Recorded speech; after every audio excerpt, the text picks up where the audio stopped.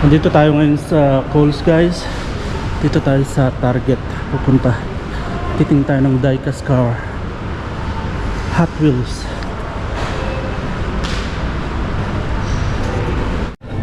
So didiretso tayo kagad dun sa mga Hot Wheels. And then yung itsura ng Target dito sa loob.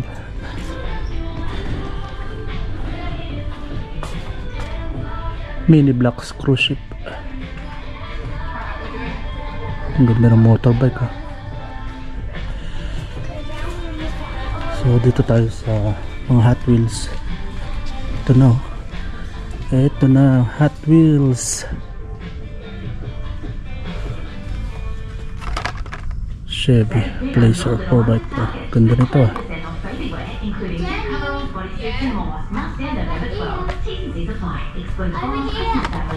So $2 guys yung presyo.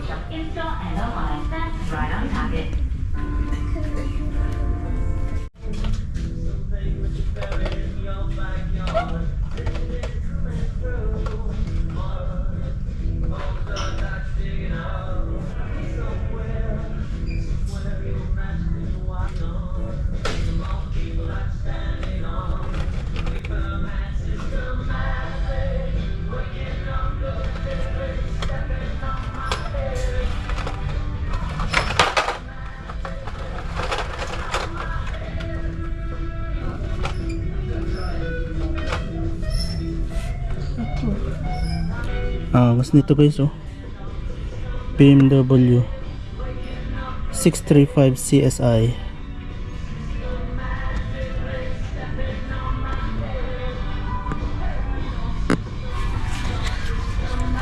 So bali ito yung mga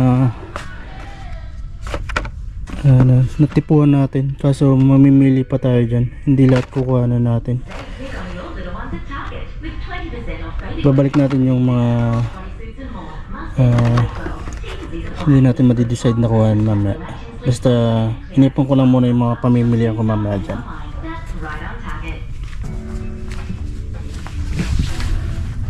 Laglag sa ilalim.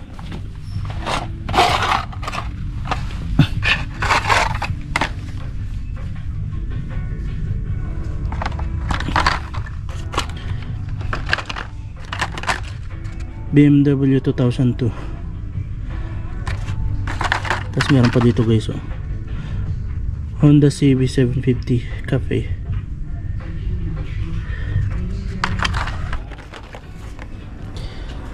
Gun mod.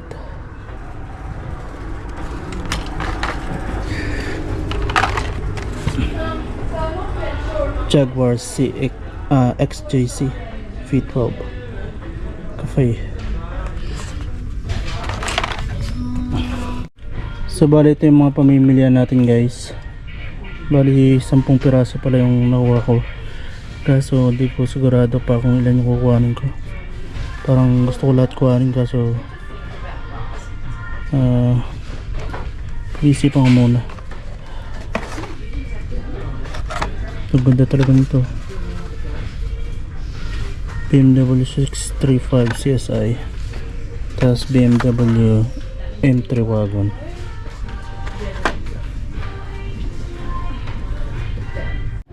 So ito yung mga na-score natin guys. Kumuha tayo ng 6. Binalik natin yung 4 na piraso.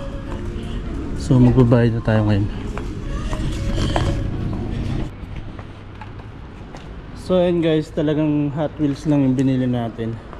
Gumastos tayo ng $12 kasi $2 ang isa. So kumuha tayo ng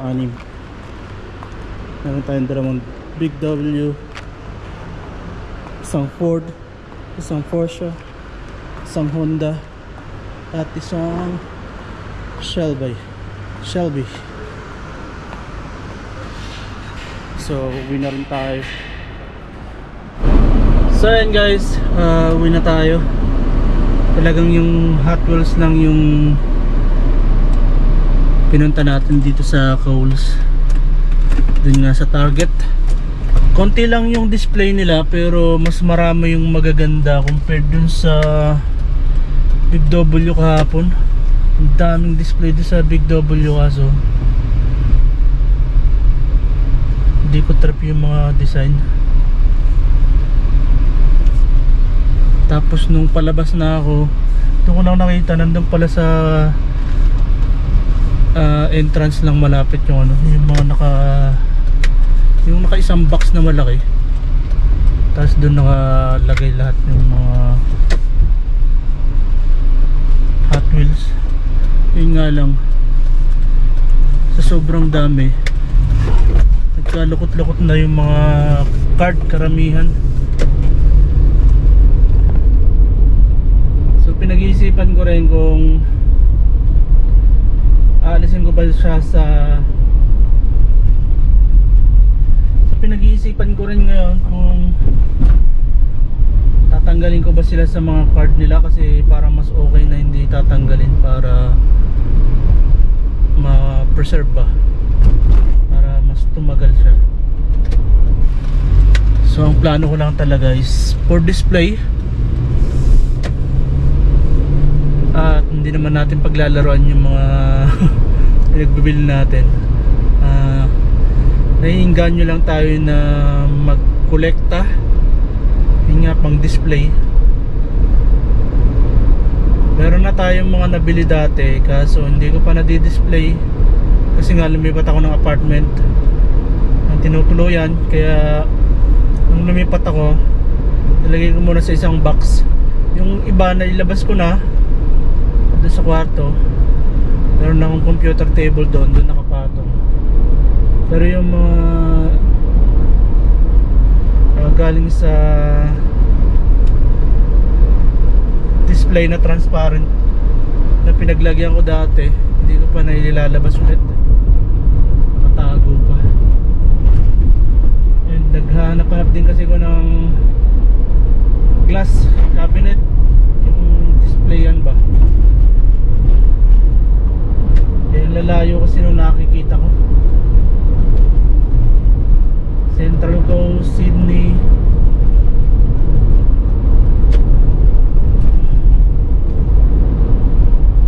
So lugi sa biyahe kahit na mura pa yung binebenta. Lugi ka naman sa biyahe. So pagdating natin sa bahay, kukuha na natin ng malapitang video, yung mga pinagbibili natin para makita nyo. So ayan nga, ang purpose ng ating pagbili ng mga diecast cars is para mag-collect and i-display natin sa ating apartment. So dito na ako sa bahay. At ang oras na nga pala, ang tagal ko rin doon kasi inisa-isa ko pa eh. Oras na is 6:20. So kung mapapansin nyo, napakaliwanag pa. So tara, pasok tayo sa apartment para maipakita ko sa inyo yung mga na-score natin na Hot Wheels.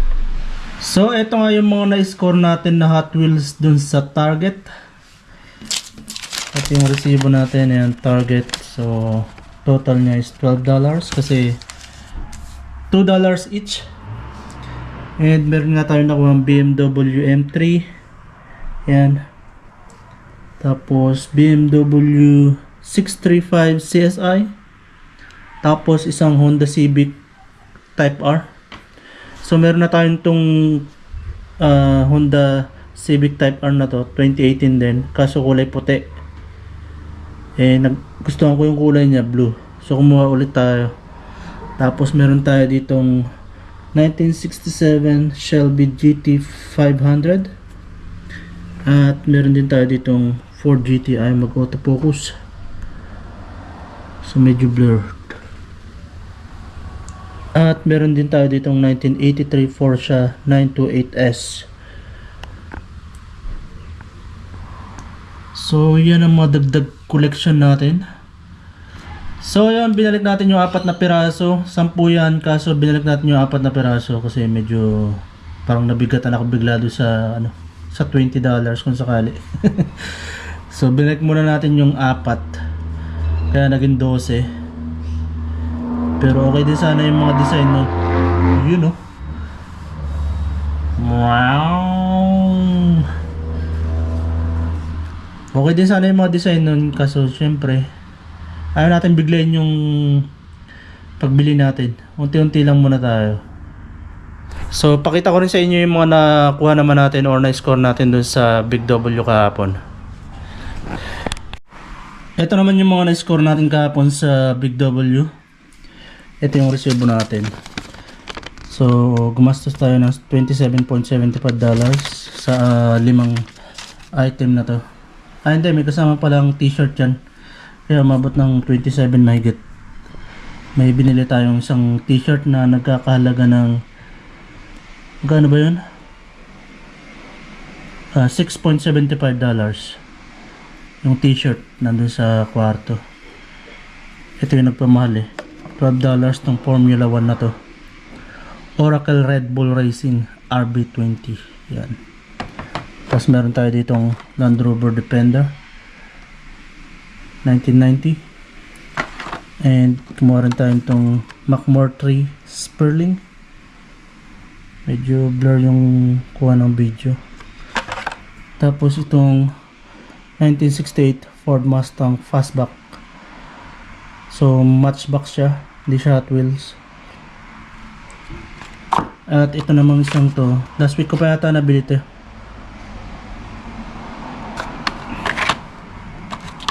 At ito namang isang to, last week ko pa nabili to sa Kohl's naman, sa may grocery store. Meron silang mga display doon, pero konti lang. Tapos ito nga, nakita natin tong 2018 Honda Civic Type R na nakakuha rin tayo ng isa pang design ngayon. Mapapansin nyo, yan yung pagkakaiba ng kanilang design. Mas maraming nakasulat dito sa ating nakuha ngayon, yung kulay blue. At dito sa ating puti is ano lang, CJS.